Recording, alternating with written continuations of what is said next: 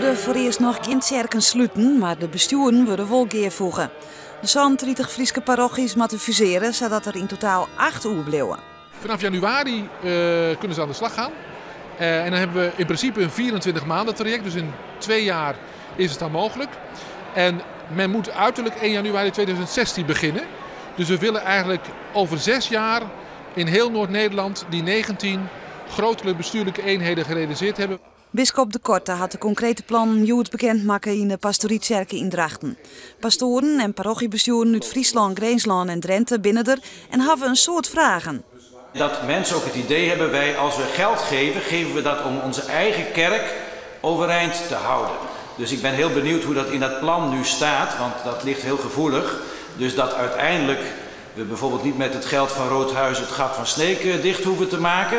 Want mensen zijn toch trots op hun eigen kerk en hun eigen kerkhof. En zo werkt het ook bij de kerkbalans. Officieel komt dan, als het één parochie wordt, het geldt natuurlijk in één pongen om het samen te sezen. Maar elke locatie moet eigenlijk dan met zijn eigen geld zijn eigen dingen dwang kennen. Nou ja, en als het klimaat goed is, dan helpen we elkaar natuurlijk ook wel. De meeste parochies zorgen de noodzaak van het fuseren wel in en bezieken er het beste van te maken. Van nature is er altijd een bepaalde competitie tussen bijvoorbeeld Franeker en Hallingers. Maar dat is ook gezond, dat is ook leuk en dat maakt het ook boeiend. En het is de kunst om in een samenwerkingsvorm toch die unieke dingen te behouden. Het moet niet één grote grijze massa worden. Er is Jood net praten over het sluiten van kerken. Maar de bisschop sluit net uit dat dit in de toekomst wel gebeuren zal. Het is een hele spannende tijd ook voor de gelovigen.